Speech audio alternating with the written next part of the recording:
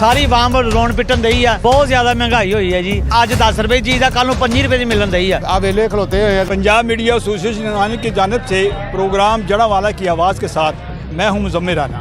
आइए जानते हैं जड़ावाला के शहरियों से पूछते हैं कि वो इस महंगाई के दौर में क्या कहना चाहते हैं।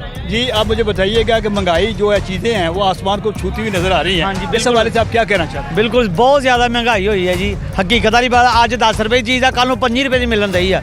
कोई इतने कोई पुछन दसन वाला नहीं है। सारी आवाम रोण पिटन दई आ। ईद का दिहाड़े है, कोई किसी का मतलब कह लो कि बच्चे छोटे छोटे है, सारे ना बहुत परेशान है महंगाई की वजह ना। इस करके ना इन्होंने चाहिए वा कि थोड़ा इहदा सद्भाव करन, इन्हां महंगाई थोड़ी घट करन। जी जैसे आपने सुना कि ये कह रहे हैं कि यहाँ पे कोई चेक एंड बैलेंस नहीं है, कोई पूछने वाला नहीं है, चीज़ें जो आसमान की बातें कर रही हैं। आइए दुकानदारों से पता करते हैं कि वो क्या कहना चाहते हैं। जी इधर आइए, दुकानदारों से पूछते हैं गाहक की पोजीशन ਤੁਹਾਡੇ ਕੋਲ। ਭਾਜੀ ਬਿਲਕੁਲ ਜ਼ੀਰੋ ਆ ਵੇਲੇ ਖਲੋਤੇ ਹੋਏ ਆ ਦੁਕਾਨਦਾਰ ਸਾਰੇ ਹੀ ਅਸੀਂ ਇਹਨਾਂ ਦੁਕਾਨਦਾਰ ਆ, ਸਭ ਵੇਲੇ ਖਲੋਤੇ ਆ, ਕੋਈ ਗਾਹਕ ਨਹੀਂ ਹੈ। ਬਹੁਤ ਹੀ ਮਹਿੰਗਾਈ ਹੋ ਚੁੱਕੀ ਹੈ, ਅਸੀਂ ਬਹੁਤ ਪਰੇਸ਼ਾਨ ਆ। ਸਵੇਰ ਤੋਂ ਲੈ ਕੇ ਹੁਣ ਤੱਕ ਤੁਸੀਂ ਕੀ ਕਮਾਇਆ? कुछ भी खर्चा पानी। ਵੇਲੇ ਹੋ हाँ जी बिल्कुल ऐसे ही खड़े हैं जी सुबह से। ਤੇ ਕੀ ਕਹਿਣਾ ਚਾਹੁੰਦੇ ਹੋ ਹਕੂਮਤ ਨੂੰ?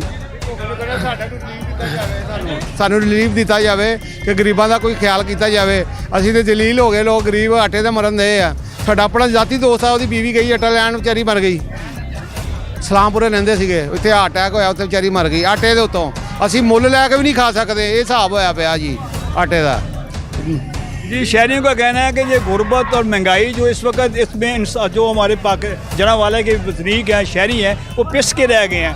वो कहते हैं कि हमारी अजीज़ आटा लेने के लिए गई, जान की बाजी हार गई। हुकूमत वक्त को चाहिए कोई ऐसी पॉलिसियाँ बनाए जिससे आवाम को रिलीफ मिल सके और उनके जीने का हक मिल सके।